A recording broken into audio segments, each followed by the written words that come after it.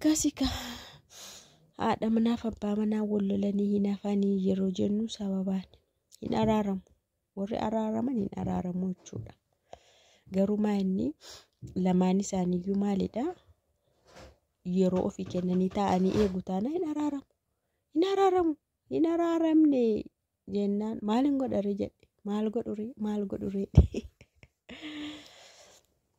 na ijoolleen kun gara ji'a 9-10 waggaa tokko hin taane garuu kan isaanii wal lolanii adda ba'anii maal jedhan miidiyaa irratti haasa'ame. Inni isheedha kalee tokko kenne yaadattu yeroo kalee tokko jedhu yaadattu hundi keessan jechuudha. Baay'ee bakka hundumaatti haasa'amaa ture irraa jechuudha. Akkaataa wal bartaan isaaniillee nama ajaa'ibaa. Taaksii keessatti taaksii sarviisii taaksii kennaa fi mucaan kun taaksii hojjetaa isheedhaa fi toluma deddeebisa jechuudha. Yeroo sana dhukkubsatti waan ta'eef kalee kana dhiqsiifatti waan ta'eef inni immoo sarviisii taaksii isheedhaa kennee gargaarsa jechuudha. Ingeessaan deebisa akkanumatti tole jechuudha. Adeemsa kana keessatti hojirtuuti ganni ishee jaallatee dhukkubsattee osoo jirtu jechuudha. Egaa nama dhibaa siniin jedha. Otoma kanaan jiraniyyuu kaleen ishee tokko keessaa bahee kan biraa haaraa naa kennamuuf jennaan kalee kana kan kenneef isaadha. Egaa si yaadachiisuufani haala kana jiranii immoo walitti bu'an wal lolanii jechuudha. Baay'ee namni baay'ee aariira namni baay'ee dubbateera ishee irratti jechuudha. Akkamuu osoo ta'ee loluu qabdu isa jechuun lubbuu isaa kan kenneefidha. Lubbuun ishee itti fufee akka dheeratuu fi nama ga'ee guddaa taphate waan ta'eef hammamillee osoo loleetii lolameera jechuun qabduu danda'uu qabdi. Even mucaan kun iyyuu nama lolee nama mufachiisu iyyuu miti. Osoo akkana ta'emma kalee iyyuu hin kennuuf jedhe namni baay'ee wal cafacafaa ture. Har'a garuu araaraman. Hin araaramanii araaramuu qabus. Maaliif beektu? Adda afaanii hafuu hin danda'an. Qaamni isaa tokko ishee keessa jira. Qaama walii kennaniiru. Dhageessaniittu. Kanaafiyyuu namatti tola dhugaa waaqa baga araaramanii. Tokkoffaa baay'ee waan wal jaallatanii fi inni keessattuu garmalee ishee jaallata. Baay'ee waan ishee jaallatuuf aarsaa amma kanaa kaffalee otoo haadha manaasaa isheen hin ta'in jaalallee dhumasaa dhukkubsattee osoo jirtu jaallatee sadarkaa dhamanummaarra yoo osoo hin gahiin kalee kenneefi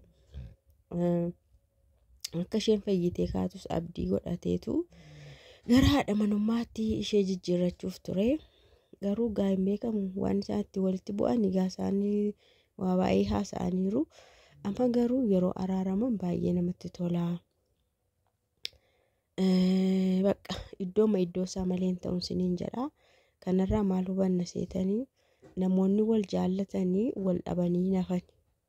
Bakka gatiyyoo walitti kaffalan illee garuu maalittuu immoo jira beektu gidduu kana yeroo ofii kennu of eeggachuu aariidhaan xilliq jedhanii waan hin taane keessa dhaqanii galuu dhiisuu yookaan ishee aarsuuf yookaan inni immoo isa aarsuuf isheen isa aarsuuf yookaan inni ishee aarsuudhaaf deemtee waan hin taane dalaguu dhiisuu dhiira kan biraa dhaquu yookaas dubartii kan biraa dhaquu dhiisuu akkasiin godhan taanaan namoonni wal jaallatanii keessattuu haadha manaa ta'aniiru taanaan adda nafan dhuguma adda nafan taa'anii yaadanii yeroo walii kennanii hin gaabbanii araaramu.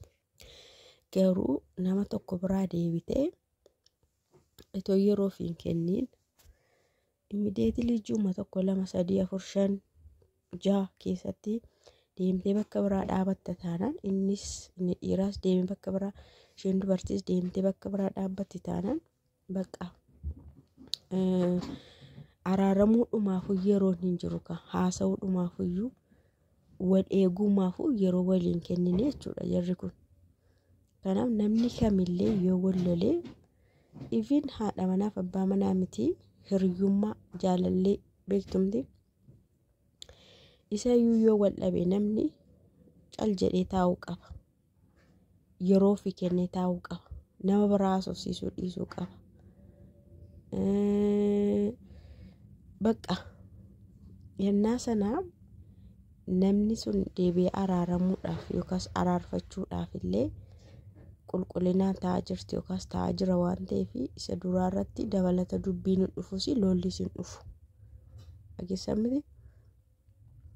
Innaa jaalallee keetti walloltee taanaan aarisa deemteetu miira isaaf keessaan baasiin yeroo fi hin kenniin waggaa hin taa'iin bakka cal jettee ofillee ilaaliin dogoggora keellee arramiin isa sirrii teessin ilaaliin deemtee iddoo bira dhaabatte taanaan hin ta'u. Borumaaf taaniif iyyuu. Namni illee jecha namaa jalaallee hin baatu. Gadda hiiktee har'ammoo akkas ta'aa jirteedha yoo gaa'ela diigdee ta'e. Jaalalli amma immoo isa kana qabatte boqonnaa mayyuu fudhattee taaree jedha namni jechuudha. Kanaaf afaan namaa jalaallee hin bahamu tokko. Namsun illee deebi'ee dhufee yoo sin araarfadha jedhe illee ati qaatalaa isheetti iddoo biraa dhaqxeetta. Nama isa dura jaallatu isa kan kee ta'e. Yookaan ati immoo isa aarsuufis ta'uu danda'a. Barra yeroo inni deebi'ee dhufu immoo wal jala dabartan. Isa dhugumaa si dhiisachuudha. Amma riilii lammata maqaa kee hunda'u. Dura wal loltan miti amma garuu dhiira biraa qabatteetta. Bakka kun immoo dhuma dubbiiti. Inni dhiiraallee akkasuma.